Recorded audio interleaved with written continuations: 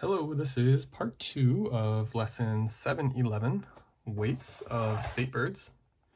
And we're going to jump right into number 4, which is asking, which weighs more? 5 7/8 pound greater roadrunners from New Mexico, or 4 1 1/8 pound ruffed grouse from Pennsylvania. Now, I don't know if I've seen these guys, but I have seen a roadrunner in real life. Not as big as the cartoon would lead you to believe. And that's kind of represented by their weight, which is only 7/8 of a pound. They don't even weigh a pound. So we need to figure out, we're going to be doing a comparison here. We're not combining these two birds. We're trying to figure out who weighs more, that roadrunner or a group of roadrunners, I should say, or a smaller group of grouse from Pennsylvania. So here's your setup.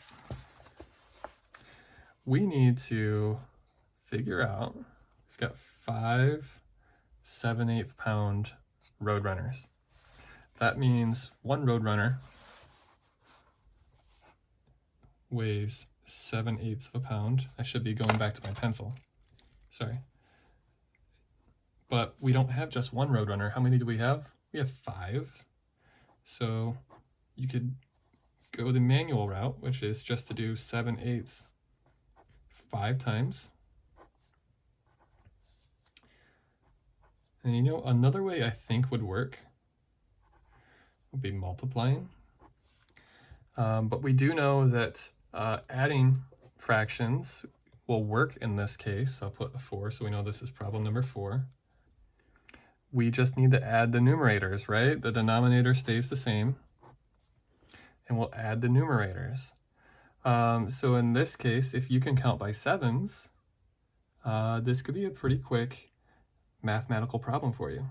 We can go 7, 14, 21, 28, 35. Now, I do think football fans may have an unfair advantage there because touchdowns are worth 7 points if you hit the extra point. So if you've been playing football video games for a while, like I have, Tecmo Super Bowl, you tend to know your 7s pretty quickly. So we have 35/8 for the roadrunner, but I have a feeling we're going to have to reduce this. I don't know if 35/8 is going to hold up for us. Let's check. Can I just call them RR, even though roadrunner is one word? RR for roadrunner for now. Let's check the grouse from Pennsylvania, 1 1/8 pound. And I noticed that there's 4 of them. So we're going to compare. I already forgot. Was it 1 1/8? Yep. So grouse, maybe I'll label it. I'm a little scatterbrained here. Grouse is 1 1/8 pound, but they want 4 of them. That's the comparison. 5 roadrunners, but 4 grouse. 1 1/8 plus 1 1/8 plus 1 1/8 plus 1 1/8.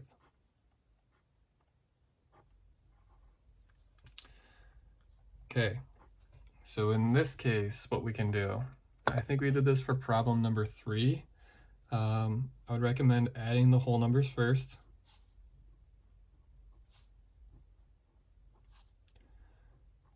You may have already done that before I even finished circling or squaring off the whole numbers. 1, 2, 3, 4. And then once you've added the whole numbers, going back and adding the fractions. 1/8, 2/8, 3/8, 4/8. And this is a fun one to reduce because I know 4 is exactly half of 8, which means that 4/8 is the same as 4 1/2. I'm not sure which one is going to be better for us to use, but these equal each other. They're the same thing. So now the question is, we talked about the roadrunner being 35/8. It's kind of hard to compare an improper fraction with a mixed number, isn't it?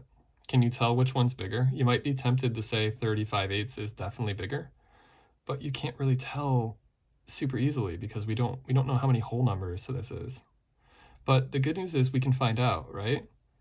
We talked about reducing fractions, improper fractions, can be done by taking the numerator, which is 35, and dividing it by the denominator, which is 8.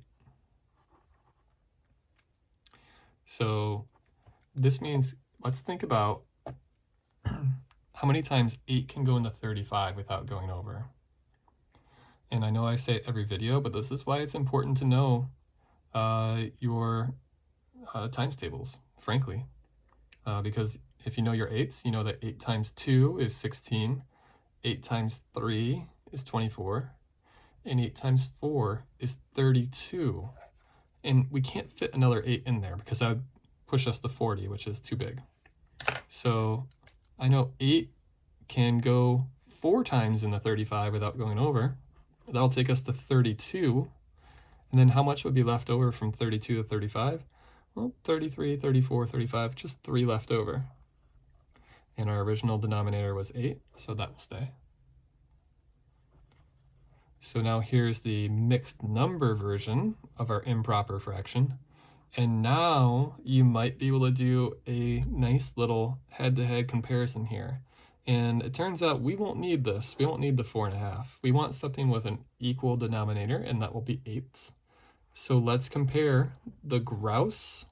4 grouse from Pennsylvania weighs 4 4/8 pounds, but 5 roadrunners weigh 4 3/8 pounds. So which group weighs more? They both have 4 whole pounds, but you'll notice the grouse has 4/8 of another pound, whereas the roadrunners only have 3/8. That means our winner by 1/8 of a pound is going to be our grouse. And wouldn't you know it, I just gave you both parts. I thought they were going to have a conversion down here, but they wanted to know how many more ounces did the grouse win by? And we just found out that it was basically 4/8 to 3/8. They both had 4 holes, but the grouse had 1 more eighth. Okay, so let me check. Hang on a second here. Did I do some math wrong? I don't think so. I'm just looking at my answer sheet though, all of a sudden. A lot of times I try to figure these out for myself, and I see that how many more ounces? It says by 2 more ounces on the answer sheet, but I don't know if that makes sense because I feel like I should show you guys. I guess if you figure this out or understand it better, you can let me know, but I'll show you my answer sheet on the computer. It shows 4 3/8 for one, 4 4/8 for the other. That would just be 1 ounce more, right? So why does it say 2 more ounces? I'm confused. I could be just overthinking it or not thinking hard enough about it. If you understand what's going on there, let me know. And I apologize in advance for being too dense to understand what's happening. But in the meantime, let's take a look at problem numero 5 while I have some time left here. And we're going to deal with the weight of Alaska's willow ptarmigan. That's a silent P. This is ptarmigan.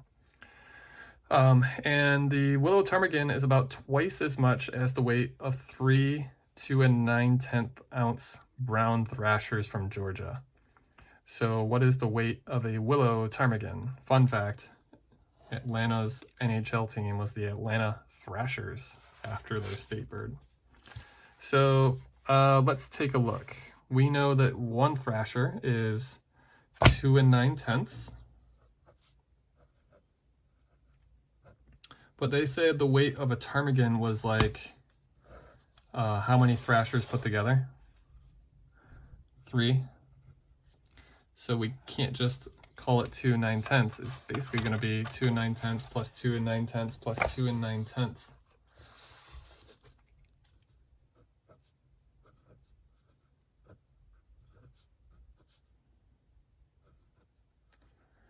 And this one will be a little tricky. I bet you can nail this part because it's just a continuation of what we've been doing. Add those whole numbers first. And then we'll go back and add the fractions next.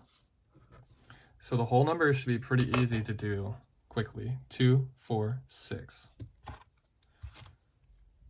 The fractions will be a little more difficult because we're dealing with 9s, but we do know the denominator will stay the same, and we'll just have to do 3 9s. What's 3 times 9? 9, 18, 27. You can use your multiplication chart to check your work or a calculator. So 6 and 27 tenths. That's cool. Maybe we could even reduce this. How many times can 10 go into 27 without going over? I know 10 can go into 20 2 times. So up here, a little separate spot. 2 holes, and it can't go in 3 times because that would be 30. So it can go in 2 whole times, 10, 20. And then what's the difference between 27 and 20? Well, it would take 7 extra and keep your same denominator. So why don't we go ahead and turn this into the mixed number. So 6 and 27 tenths. Let's go ahead and add this 2 to the 6 and make it 8 holes and 7 tenths. Okay, so this is how much 3 brown thrashers weigh all together. And you might be saying, cool, we're all set. Let's go ahead and write that in. However, this is where they would have gotten you. The ptarmigan, the willow ptarmigan, weighs twice as much as 3 brown thrashers. So this is how much 3 brown thrashers weigh, but the ptarmigan weighs twice as much as this. So how can we find out twice this weight? What kind of problem would that be? And there's 2 ways we can go with this. Just like multiplication, any multiplication problem, we can go 8 and 7 tenths times 2 if you want. Or you could do literally just 8 and 7 tenths, adding them together twice. That's basically what times 2 is. It's just saying do it twice.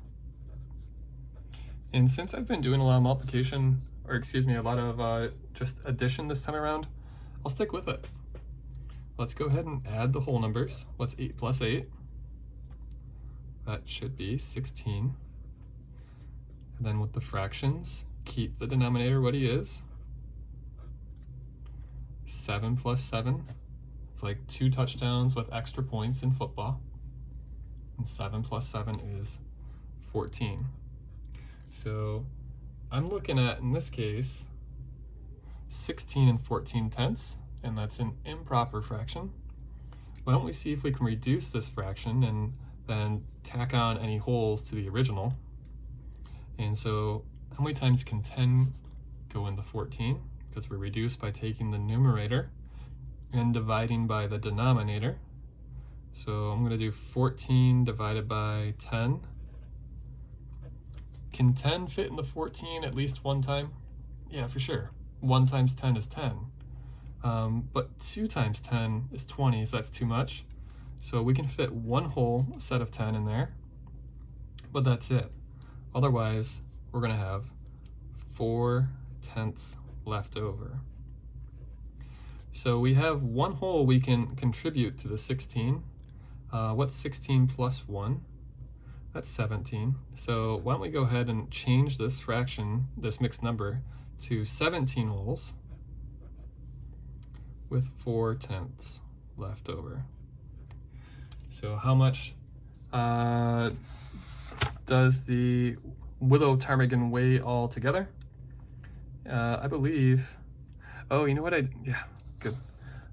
I almost freaked out. I thought we did pounds, but we figured out it's 17 and 4 tenths ounces.